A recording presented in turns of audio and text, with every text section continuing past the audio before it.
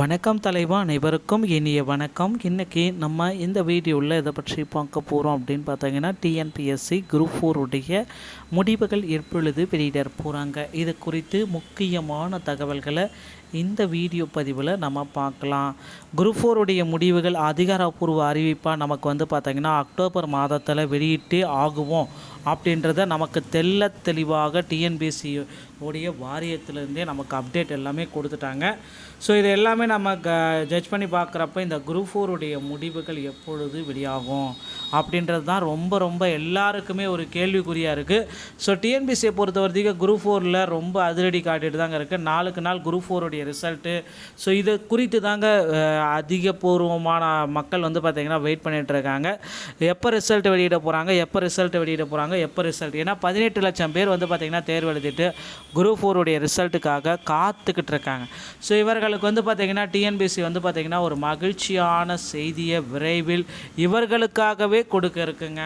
So group 4ல் பார்த்திங்கன்னா சான்றிதழ் சரிபார்ப்புக்கு இந்த டைம் ஒரு 1,00,000க்கு மேற்பட்ட நபர்களை சான்றிதழ் சரிபார்ப்புக்கு கொண்டு போகலாம் அப்படின்ற மாதிரி யோசனைகள் எல்லாமே போயிட்டுருக்கு. ஸோ நிச்சயமாக குரூப் 4ல் 1,00,000 நபர்கள் பார்த்திங்கன்னா சான்றிதழ் சரிபார்ப்புக்கு அழைக்கப்படுவதற்கு அதிகப்படியான வாய்ப்புகள் இருக்குது மக்களே. சான்றிதழ் சரிபார்ப்பு அப்படின்னு பார்க்குறப்ப பார்த்திங்கன்னா நிறைய பேருக்கு பணி வாய்ப்பு கிடைக்கும். அப்போ குரூப் 4 உடைய வேக்கன்சிஸ் அப்படின்னு நம்ம பார்க்குறப்ப நமக்கு ஒரு 10,000 வேக்கன்சிஸ் அதாவது மினிமம் இன்க்ரீஸ் பண்ணி தான் ஆகணும். ஸோ ஆல்ரெடி இருந்த 4,662 வேக்கன்சிஸ் இருக்குது அப்படின்றது எல்லாத்துக்குமே தெரியும். அது முதற்கட்ட வேக்கன்சிஸ் இன்க்ரீஸ் பண்ணியிருக்காங்க. இரண்டாம் கட்ட வேக்கன்சிஸ் இன்க்ரீஸ் பண்ணுறது விரைவில் நமக்கு இன்க்ரீஸ் பண்ண போகிறாங்க.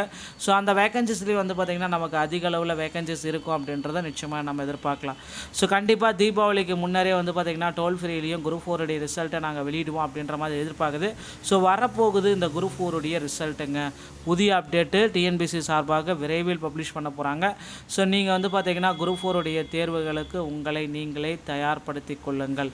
அடுத்தடுத்த அறிவிப்புகள் அனைத்துமே குரூப் 4ல் மகிழ்ச்சியை தரக்கூடிய அறிவிப்பாக இருக்க போகுது.